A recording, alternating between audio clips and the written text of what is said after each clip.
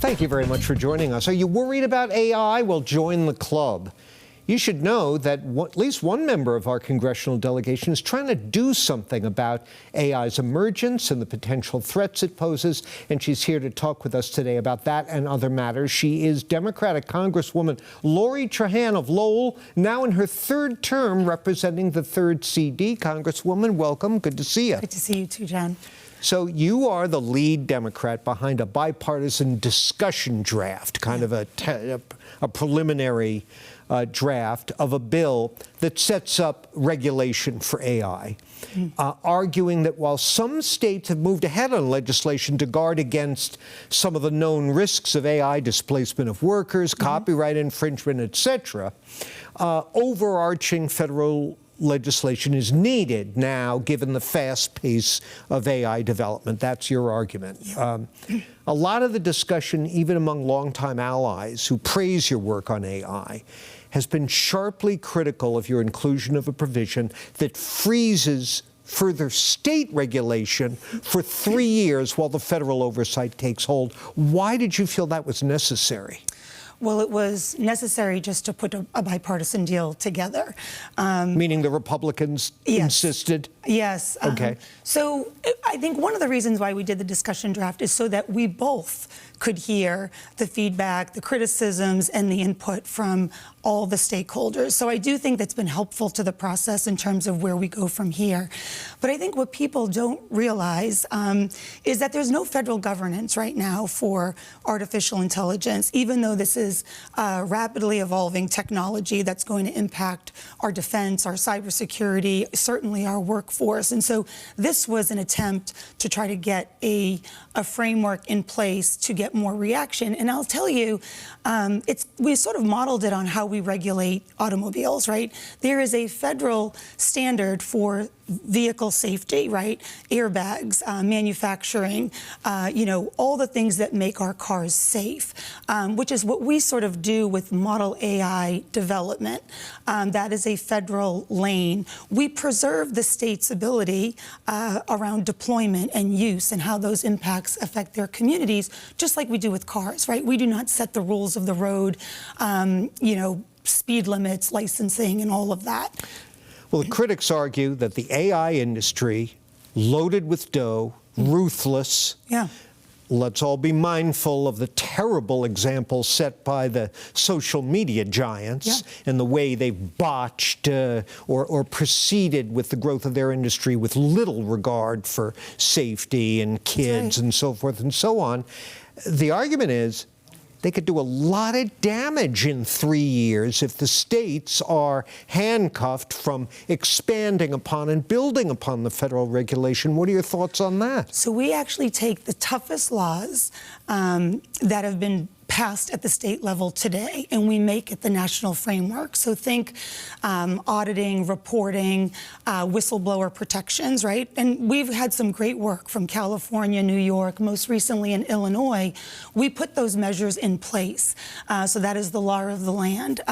Certainly, we do nothing to inhibit states' ability around deployment. In fact, we even invite them to enforce those laws together with the Federal Department of Justice, because everyone is a little fearful of under-enforcement in a Trump administration. But I'll tell you, I think about the social media example all the time. I'm a mother of 2 teenage daughters, and, the fact that there are no regulations in place to protect our children online is exactly why I'm making sure that we're treating this issue urgently, because the longer that Congress waits or sits on the sidelines, the more power we give to these companies to set the rules of the road right now, which is what they're doing. If the 3-year moratorium on state action is pulled from the final version of the bill, if that goes away, does Republican support vanish as well? It's unclear. I do think that this process, in terms of collecting feedback, has even helped my negotiation with my Republican counterpart. Jay Urbanolti from California is he's probably the only member of Congress with a computer science background, and we've both been sort of listening during this phase. So I do think that we've gotten some pretty productive feedback on how we might tighten that. And we're both have a lot of humility around how to get this right. Some say it goes too far, some say it doesn't go far enough. And so we know that we need to do more work, but the fact that it's been transparent and open to input has been helpful. Lori, last time I checked, you're the only female former Division I athlete in Congress. Is that still true? We have one, a freshman this year, Maxine Dexter, who was a rower in college. So the two of you, you were a volleyball star at Georgetown, right? Well, there have been a number of bills in the House and Senate aimed at fixing the chaotic, greed-crazed mess that college sports has become since the courts ruled basically college athletes should be treated like pros. Former Governor Charlie Baker, now president of the NCAA, is backing legislation to protect schools from antitrust and revenue-sharing lawsuits. He wants a federal law to override the chaos of dozens of often conflicting state regulatory laws. And he wants to classify student athletes as students rather than employees, keeps them from unionizing. Do you agree with Baker on any of that? So, I get to work with Charlie, which has been helpful because we've always had a good working relationship. But this is how I look at it. I mean, this is a very important issue to me. I mean, I wouldn't be where I am today if not for the scholarship that I earned to a school that really did change the trajectory of my life. And I feel like right now we have to make sure that those opportunities are preserved, especially for women and for Olympic sports, where we're already seeing major cuts because schools are surging resources to football and men's basketball. And so as I approach this debate, right now, all the legislation that's been put in front of us has really been to either help the NCAA or the Power II conferences, the wealthiest two conferences, without recognizing expansion of opportunities across more schools, more conferences. And so I sort of look at, this as how do we balance and put legislation in place that protects the athletes, because they're the ones who create the value in the sports. They're who drive the fans and all of just the fandom that goes around with college sports. So I do believe that we haven't hit that balance yet, but I do feel like we could be close. We just need this to continue a little bit. Okay, well, the debate will continue. I want to use our final minute and a half or so to ask you, you're again, correct me if I'm wrong here, but you're still co-chair of the House Democratic Policy and Communication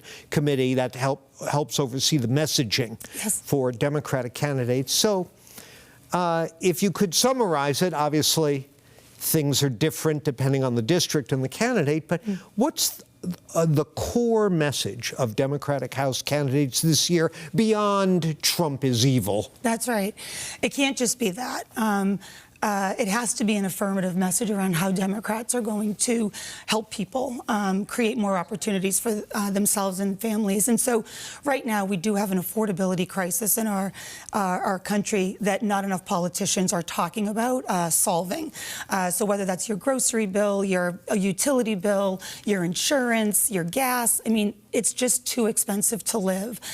Also, we have to fix our broken healthcare system. The cuts that were made last year are devastating. Many of those cuts are really going to be felt next year. We have to do everything that we can to stop the destabilization of our hospitals, as well as people's inability to afford their healthcare costs or go see a doctor when they need one. And then finally, we have to rebuild trust in government in Washington. And we do that by making sure that people aren't profiting off of their position. We're seeing a White House that's engaging in a whole lot of self-dealing, but we're also seeing congressional members who are playing the market on information that is more readily available to them than to others. We have to ban that. You got a lot on your platter. Yeah, we do. We do. Come back again soon, and we'll get an update from you on what's going on with these important issues. I look forward to it, John. Thank you very much. Thank you. Congresswoman Lori Trahan of the 3rd District. That's all my time now.